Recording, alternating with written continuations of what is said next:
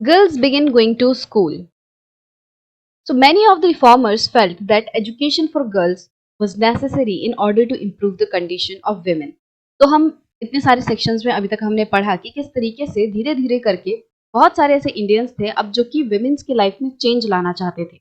अब जो भी विमेन की हालत थी उसको चेंज करने के लिए बहुत सारे लोग ऐसा समझते थे कि उनको एजुकेट करना बहुत जरूरी है कि अगर हम गर्ल्स को एजुकेट कर देंगे तो धीरे धीरे करके उनकी कंडीशन जो है वो सुधरती जाएगी। Vidyasagar in Calcutta and many other reformers in Bombay set up schools for girls. तो विद्यासागर जी जो हैं और उन्होंने क्या किया, उन्होंने कैलकाटा में स्कूल्स खोले लड़कियों के लिए और साथ ही साथ बहुत सारे ऐसे दूसरे रिफॉर्मर्स थे जिन्होंने बॉम्बे में स्कूल खोले लड़कियों के लिए। When the first school were opened in the mid 19th century, many people were afraid of them.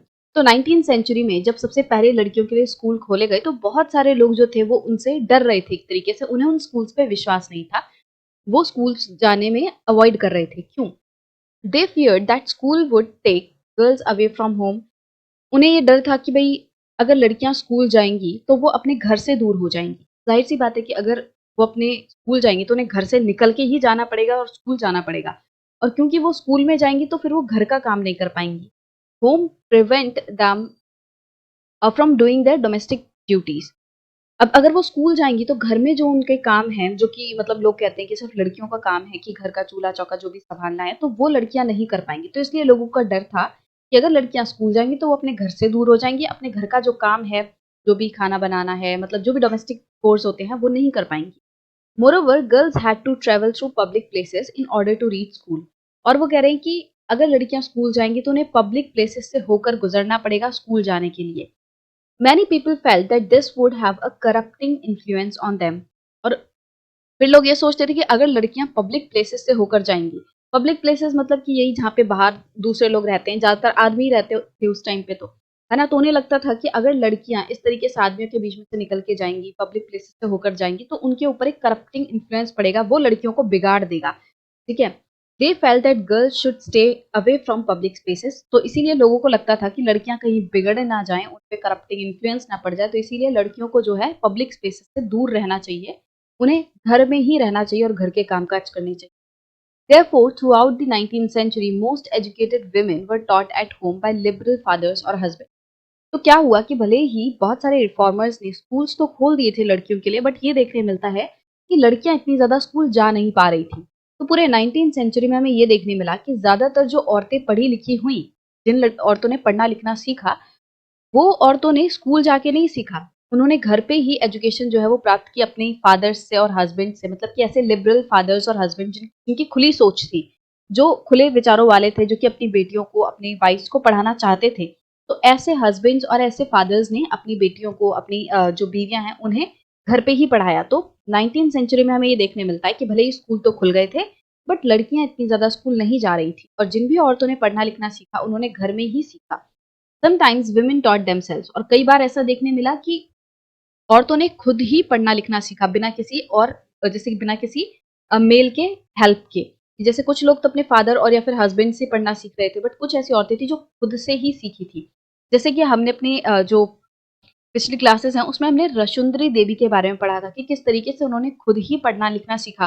उन्होंने क्या किया था, उन्होंने अपने बेटे की जो बुक्स है उनका एक पन्ना जो है, एक पेज जो है वो चुरा लिया था, फाड़ के रख लिया था अपने पास, और फिर वो अपनी, जैसे ही उन्हें टाइम मिलता था वो उस पेपर में से पढ़ने की कोशिश करती थी, अल्फाबेट्स को मिलाने की कोशिश करती थी। उस तरीके से उन्होंने जो है पढ़ना सीखा। मतलब कि रात को जो फ्लिकरिंग लाइट होती है, जैसे मोमबत्ती की जो झिलमिलाती लाइट होती है ना, उसके अंडर पढ़ के उन्होंने मतलब अपने आप को एजुकेट किया है, पढ़ना लिखना सिखाया है। In the later part of the century, schools for girls were established by Arya Samaj in Punjab and Jyotirao Phule in Maharashtra.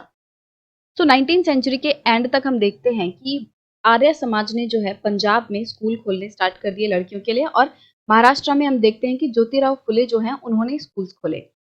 In aristocratic Muslim households in North India, women learn to read the Quran in Arabic. तो aristocratic मतलब क्या होता है कि जो थोड़े ऊंचे level पे बैठे होते हैं, जिनके पास कोई बड़े बड़े टाइटल्स होते हैं, तो ऐसे मुस्लिम हाउस होल्ड जो कि थोड़े मतलब बड़े लेवल के हैं, जो कि कुछ है टाइटल्स हैं उनके पास, तो नॉर्थ इंडिया में हमें देखने मिलता है कि ऐसे जो हाउस होल्ड्स हैं उनमें औरतों ने कुरान जो है वो अरबिक में पढ़ना सीखा।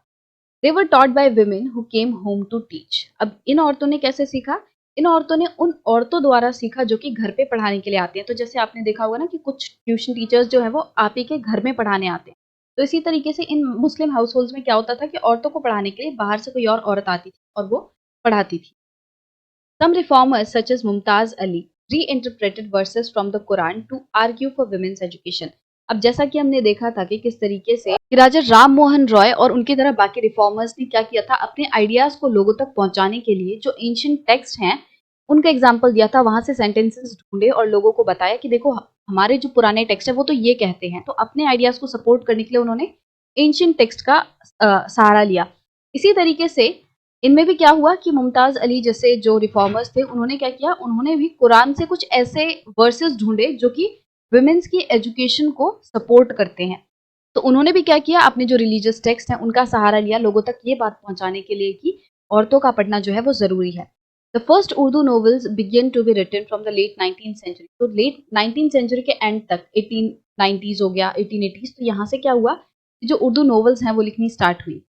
Amongst other things, these were meant to encourage women to read about religion and domestic management in a language they could understand.